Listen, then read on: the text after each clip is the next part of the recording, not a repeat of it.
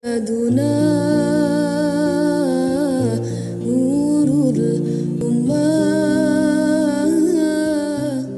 هذا Assalamualaikum warahmatullahi wabarakatuh. Nahmaduka Allahumma kama amartana an nahmad wa nusalli wa nusallimu ala sayyidina Muhammadin wa ala alihi wa ashabihi wa tabi'in wa tabi'ihim bi ihsanin ila yaumi liqa'illahi samad. Amma ba'du. Sahabat Salami yang dirahmati Allah Subhanahu wa taala, alhamdulillahirabbil alamin. Kita bersyukur pada Allah Subhanahu wa taala atas nikmat-nikmat yang telah Allah berikan kepada kita. Semoga semua nikmat yang Allah berikan kepada kita bisa menggunakan sebaik-baiknya untuk kita beribadah kepadanya. Salawat dan salam kita haturkan kepada junjungan kita Nabiullah Nabi Agung Muhammad sallallahu alaihi wasallam. Mudah-mudahan kita termasuk golongan umat-umatnya yang akan diberi syafaatnya fi yaumil qiyamah. Amin ya rabbal alamin. Sahabat Salami yang dimuliakan Allah Subhanahu wa taala, alhamdulillahirabbil alamin, kita bisa meneruskan kembali pelajaran kita belajar membaca Al-Qur'an metode Salami. Pada kesempatan kali ini pembahasan kita adalah tentang saktah wajib dan saktah jaiz. Sebelumnya kita ingat terlebih dahulu, saktah adalah berhenti sejenak tanpa bernafas. Berhenti sejenak dengan niat untuk tetap melanjutkan bacaan, bukan berhenti untuk menghentikan bacaan. Di dalam Al-Quran kita mendapati saktah berdasarkan riwayat dari Imam Hafiz, dari Imam Asim, setidaknya ada di 6 tempat. 4 tempat saktahnya bersifat wajib, 2 tempat saktahnya bersifat jaiz, hanya boleh saja. Kita mulai dengan saktah yang wajib. Di dalam Al-Quran, saktah wajib ini berada di 4 tempat, yaitu pertama pada surah Al-Kahfi ayat 1, akhir ayat 1, kemudian pada surah Yasin ayat 52, kemudian pada surah Al-Qiyamah ayat 27, kemudian terakhir pada surah Al-Mutaffifin ayat 14. Kita mulai dengan saktah pada surah Al-Kahfi ayat 1.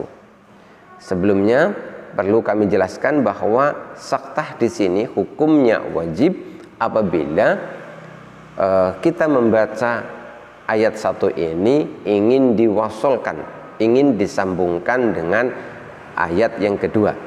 Namun jika kita tidak ingin wasol, kita ingin wakaf pada ayat yang pertama, karena kebetulan saktahnya ini berada di akhir ayat, maka tidak saktah, tidak mengapa. Jadi sekali lagi, saktah pada surah Al-Kahfi ayat pertama ini hanya wajib apabila kita membacanya wasol dengan ayat yang kedua.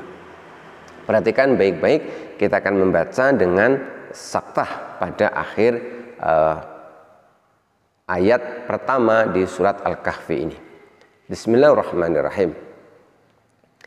Alhamdulillahilladzi anzala ala 'abdihil kitaba wa lam yaj'al lahu 'iwaja qayyiman liyundhira ba'san shadidan min ladunhu wa yubashshiral mu'minin وَيُبَشِّرَ الْمُؤْمِنِينَ الَّذِينَ يَعْمَلُونَ الصَّالِحَاتِ أَنَّ لَهُمْ أَجْرًا حَسَنًا. Jadi bagi yang ingin wasol, menyambungkan ayat pertama dengan ayat yang kedua, maka hukumnya wajib dia saktah pada lafadz iwajah, lalu sambungkan dengan lafadz berikutnya yaitu qayyimah awal dari ayat yang kedua. Hikmah dari adanya saktah di sini adalah berdasarkan penjelasan ulama, di antaranya adalah agar tidak terjadi kekeliruan dalam memaknai ayat ini. Coba kita perhatikan maknanya. Alhamdulillahilladzi, segala puji bagi Allah Subhanahu wa taala.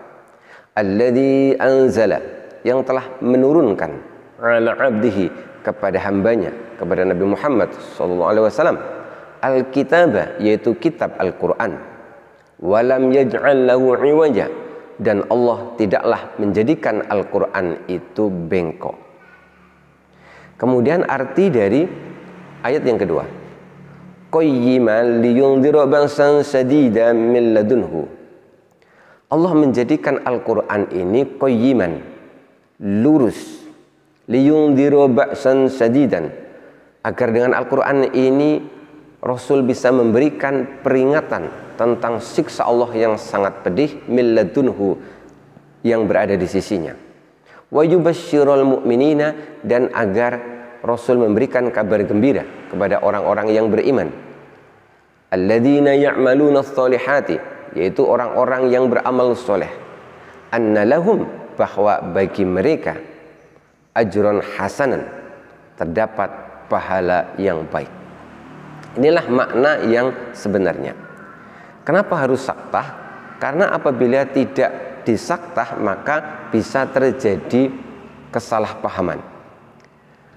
Lafadz iwajan pada akhir ayat yang pertama ini dalam bahasa Arab bentuknya mirip dengan qayyiman, mirip dalam hal sama-sama nasab dan sama-sama tanda nasabnya adalah fathah. Apabila tidak disaktah maka dikhawatirkan terjadi kesalahpahaman bahwa orang akan menyangka bahwa qayyiman itu adalah naat atau sifat dari lafadz iwajan, sehingga apabila disambungkan maka artinya akan menjadi sangat berbeda. Artinya kurang lebih menjadi demikian. Walam yaj'al lahu iwaja, dan Allah tidak menjadikan Al-Quran itu iwaja, bengkok, qayyiman, menjadi lurus. Jadi secara makna menjadi rusak, maknanya menjadi sangat berbeda.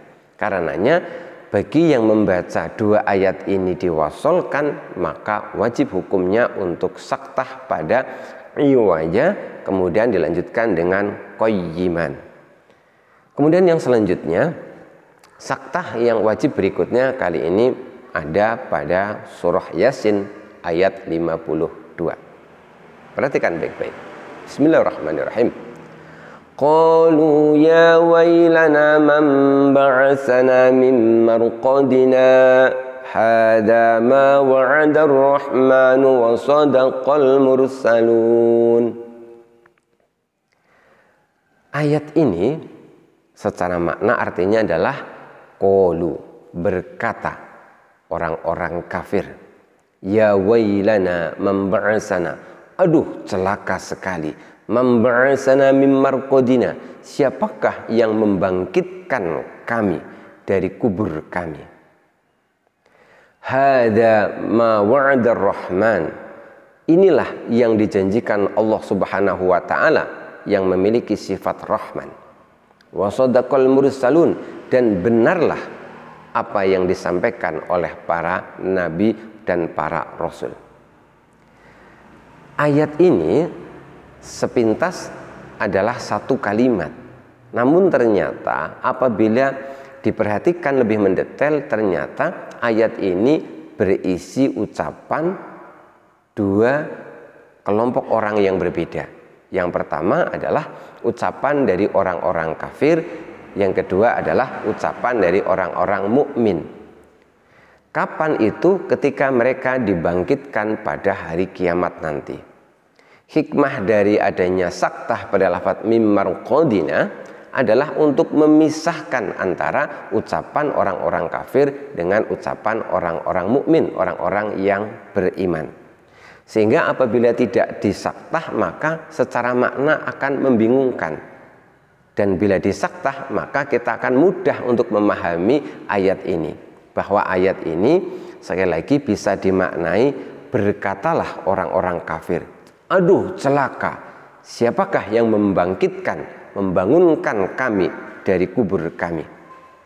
Kemudian orang-orang beriman berkata, hadza ma wa'ada ar-rahman wa sadaqal mursalun, inilah hari kiamat inilah hari yang dijanjikan oleh Allah, inilah hari yang selalu diceritakan oleh para nabi dan rasul, dan apa yang mereka ceritakan adalah benar. Jadi sekali lagi, hikmah dari saktah yang ada di surah Yasin ini adalah untuk memisahkan ucapan orang-orang kafir dan ucapan orang-orang yang beriman. Kemudian saktah wajib yang berikutnya kali ini berada di surah Al-Qiyamah ayat 27. Tepatnya pada lafadz man raq. Perhatikan baik-baik. Bismillahirrahmanirrahim. Wa qila man raq. Lafadz man raq ini apabila tidak disaktah, maka secara kaidah tajwid harusnya nun sukun itu diidghamkan ke huruf ra. Ini termasuk contoh idgham bila hunah. Sekali lagi, apabila tidak disaktah maka harusnya nun sukun di sini idgham ke huruf ra. Apabila tidak disaktah maka hikmah dari saktah ini adalah dikhawatirkan terjadi kesalahpahaman, disalah dengar, disangkanya man raq ini adalah satu kata atau satu lafadz karena bunyinya menjadi marraq atau mirip dengan murraq. Man raq itu artinya man, siapakah, raqin, yang menyembuhkan, siapakah zat yang bisa menyembuhkan. Tetapi apabila tidak disaktah sehingga terjadi idgham, bunyinya menjadi marraq, maka ini maknanya menjadi berbeda. Maknanya menjadi pembantah, atau ada juga makna lain yaitu kaldu. Jadi hikmah dari adanya saktah di surah Qiyamah ayat 27 ini, kita saktah pada lafadz man kemudian lanjut dengan raq begitu, adalah agar tidak terjadi kesalahpahaman, tidak dianggap bahwa ini adalah satu lafadz, tapi ini adalah dua lafadz. Kemudian saktah wajib yang terakhir kali ini berada pada surah Al-Mutaffifin ayat 14. Simak baik-baik. Bismillahirrahmanirrahim. Kalla bal rana ala qulubihim ma kanu yaksibun. Perhatikan pada lafadz bal rona. Apabila tidak disaktah maka ini pun akan terjadi proses idgham, tepatnya idgham mutaqaribain. Jadi lam sukunnya idgham ke huruf ra. Apa sebab? Karena lam dan ra ini makhrajnya berdekatan. Sekali lagi, ini apabila tidak disaktah. Bal rona ini secara makna adalah bal, tetapi, rona menutupi. Bal rona ala qulubihim ma kanu yaksibun. Makna lengkapnya adalah tetapi perbuatan orang-orang kafir itu telah menutupi hati mereka. Apabila bal rona ini tidak disaktah maka terjadi idgham. Dikhawatirkan disalahpahami, dianggap sebagai satu kata, maka bal rona bunyinya menjadi barrona. Sahabat salami yang dimuliakan Allah Subhanahu wa taala, yang selanjutnya kali ini saktah yang hukumnya jaiz. Artinya boleh disaktah, boleh tidak. Ini terdapat di dua tempat sebagaimana riwayat dari Imam Hafs dari Imam Asim. Yang pertama adalah saktah pada akhir surah Al-Anfal ketika wasol dengan surah At-Taubah, dan saktah jaiz berikutnya pada surah Al-Haqqah ayat 28, akhir ayat 28 ketika wasol dengan ayat 29. Kita mulai yang pertama, saktah jaiz pada akhir surah Al-Anfal ketika dibaca wasol dengan surah At-Taubah. Sebelumnya kita ketahui terlebih dahulu bahwa kita bisa membaca dengan tiga cara. Kita bisa membaca akhir surah Al-Anfal, bisa pertama waqaf lalu lanjut ke awal dari surah At-Taubah. Demikian. Perhatikan baik-baik. Bismillahirrahmanirrahim. Innallaha bikulli syai'in alim. Bara'atum minallahi wa rasulihi ilal ladzina 'ahadtum minal musyrikin. Kita boleh wakaf pada akhir surah Al-Anfal, kemudian lanjut ke ayat pertama surah At-Taubah tanpa basmalah. Yang kedua, boleh juga kita wasol seperti ini. Innallaha bikulli syai'in alimun bara'atum minallahi wa rasulihi ilal ladzina 'ahadtum minal musyrikin. Bolehnya kita boleh atau jaiz kita saktah di sini adalah hanya apabila kita membacanya wasol, menyambungkan akhir surah Al-Anfal dengan awal dari surah At-Taubah seperti ini. Innallaha bikulli syai'in alim. Bara'atum minallahi wa rasulihi ilal ladzina 'ahadtum minal musyrikin. Jadi sekali lagi di sini kita hanya boleh saja, bukan wajib, boleh saktah, dan itu apabila kita bacanya wasol, kita menyambungkan akhir dari surah Al-Anfal dengan ayat pertama dari surah Taubah. Hikmah dari bolehnya kita saktah adalah karena ternyata para ulama berbeda pendapat tentang dua ayat ini. Hikmah dari adanya cara baca yang berbeda ketika kita membaca akhir dari surah Al-Anfal dengan permulaan dari surah At-Taubah, ada kalanya kita boleh wasol, ada kalanya kita boleh wakaf, ada kalanya kita boleh saktah pada akhir surah Al-Anfal. Ini dikarenakan para ulama memiliki pendapat yang berbeda-beda. Sebagian ulama menganggap bahwa surah Al-Anfal dan surah At-Taubah ini merupakan satu kesatuan, merupakan salah satu dari surah yang ayatnya panjang, yaitu berjumlah 204 ayat, 75 ayat dari surah Al-Anfal dan 129 ayat dari surah At-Taubah. Karena merupakan satu kesatuan ini, maka At-Taubah pada permulaannya tidak diberi basmalah. Sementara itu sebagian ulama yang lain berpendapat bahwa kedua surah ini berdiri sendiri-sendiri.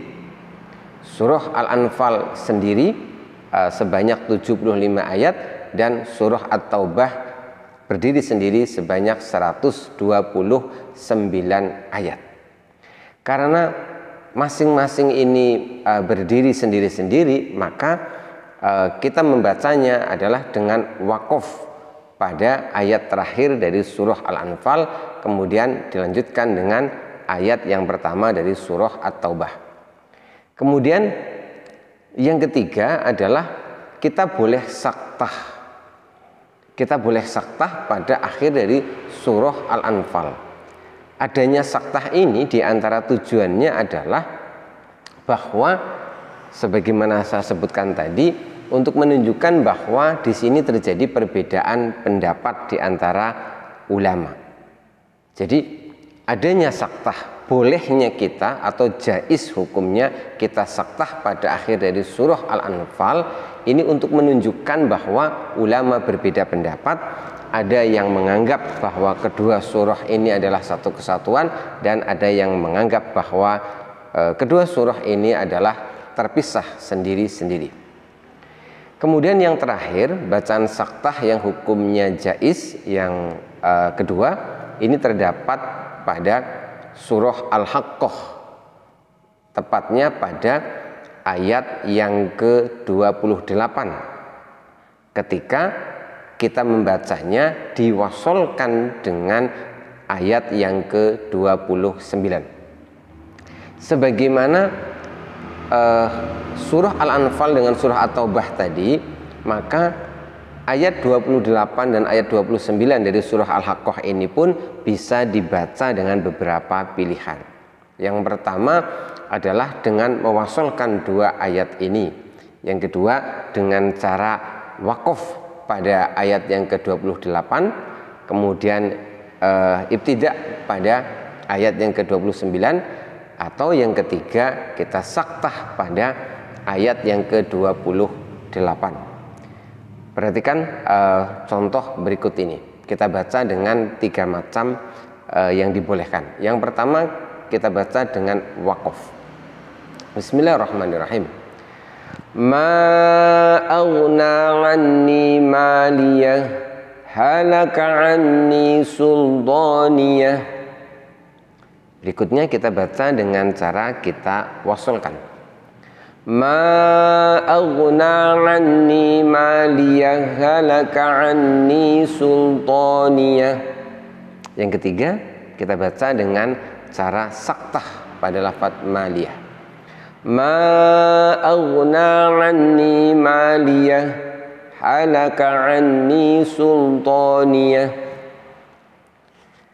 Hikmah dari jaiz bolehnya kita saktah pada lafaz maliyah berdasarkan penjelasan ulama adalah untuk memperjelas bahwa antara maliyah dan halaka ini adalah dua lafaz yang berbeda, dua lafaz yang terpisah. Sekali lagi yang perlu dipahami di sini bahwa bolehnya kita melakukan saktah hanya apabila kita membaca secara wasol. Apabila kita tidak saktah sementara kita membacanya wasol, padahal di situ terjadi pertemuan antara dua huruf ha. Hak pertama berharokat sukun, kemudian hak yang kedua berharokat fathah. Apabila tidak disaktah maka akan terdengar seakan-akan ini adalah satu kata atau satu lafaz. Maka dengan disaktah maka akan tampak jelas bahwa dua huruf hak tersebut berada pada dua lafaz yang berbeda. Perhatikan sekali lagi kita baca wasol ayat 28 dan 29 ini, kita baca wasol kemudian kita saktah. Ma aghna anni maliyah halaka anni sultaniyah.